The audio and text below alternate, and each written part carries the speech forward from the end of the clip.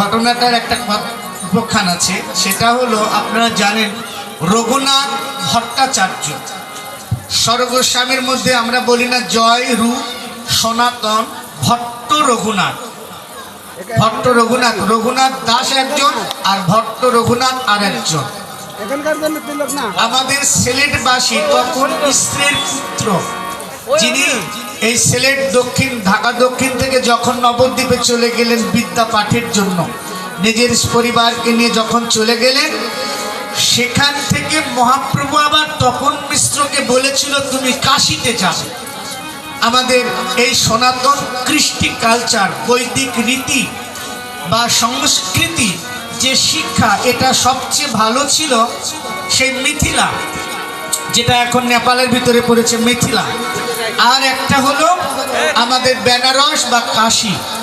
এই জায়গায় আমাদের বেদান্ত অধ্যয়ন বা আমাদের ধর্মীয় সংস্কৃতি এখানেই শিক্ষা দান করা হতো। এখানেই বিশ্ববিদ্যালয় আছে, এই ভক্তি শিক্ষার বিশ্ববিদ্যালয় এখানে রয়েছে বেনারস। এখানে এখনো শাস্ত্র সঙ্গীত, ভক্তি সঙ্গীত, আমাদের বেদান্ত চর্চা এখনো সেখানে হয়। আর একটা হলো মিথিলা, যেটা এখন নেপালের ভিতরে পড়েছে। তো সেই কাশীতে, সে বেনারসে থাকতেন তপন মিশ্র। তপন মিশ্র যখন বৃদ্ধ হয়ে যান, বৃদ্ধ হয়ে গেছে, তখন রঘুনাথ ভট্ট গোস্বামী তার পুত্র, তপন মিশ্রের পুত্র হলেন রঘুনাথ ভট্ট গোস্বামী। তিনি তখন পুরীধামের লীলাচলে মহাপ্রভুর কাছে গিয়েছিলেন।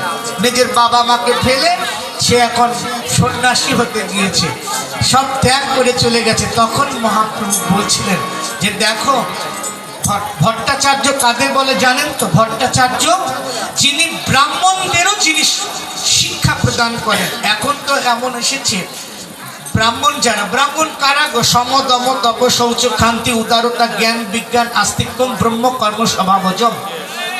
যার মধ্যে এই 9টা গুণ আছে, সম দম তপ শৌচ ক্ষান্তি উদারতা জ্ঞান বিজ্ঞান আস্তিক্য ব্রহ্ম কর্ম স্বভাবজম। যার মধ্যে এই 9টা গুণ আছে তিনি ব্রাহ্মণ। আগেকার দিনে ব্রাহ্মণদেরকে ভক্তি শিক্ষা প্রদান করা হতো। এটা কে শিক্ষা দিতেন? ওই ব্রাহ্মণদের মধ্যে যিনি সর্বশ্রেষ্ঠ ব্রাহ্মণ, তাকে বলা হয় ভট্টাচার্য। হ্যাঁ, তিনি এই রঘুনাথ ভট্টাচার্য সমস্ত পণ্ডিতদের, সমস্ত আচার্যগণের, সমস্ত ব্রাহ্মণদের যিনি গুরু ছিলেন। সেই তাহলে তিনি কত বড় মাপের একজন আচার্য ছিলেন, চিন্তা করে দেখুন। তিনি যখন সেই পুরীধামে যখন এলেন, মহাপ্রভু খুশি হন নাই যে তোমার বাবা মাকে ফেলে তুমি আমার কাছে এসেছো। তখন প্রভু এই কথা ওকে ভাবে বুঝালেন না।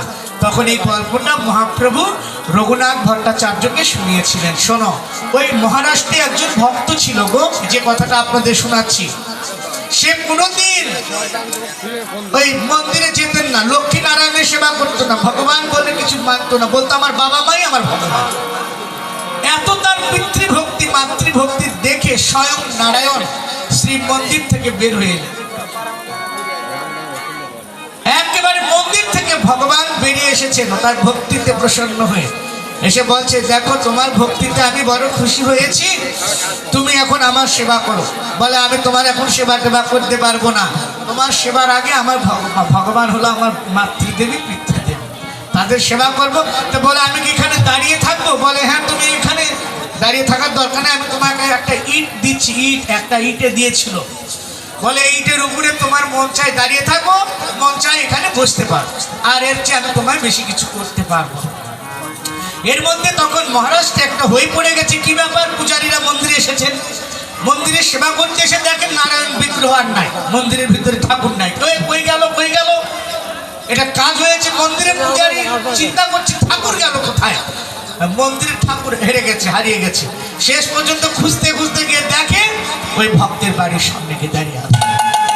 বলছে, এই বেটাই কোথায় এই ঠাকুরকে চুরি করে নিয়ে এসেছে, একে দণ্ড দিতে হবে। রাজার কানে চলে গেছে, একে দণ্ড দিতে হবে।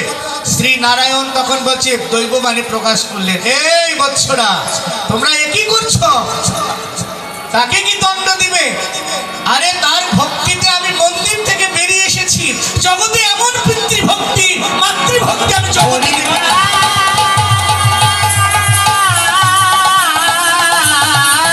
নারায়ণ তিনি বেরিয়ে এসেছেন। এখানে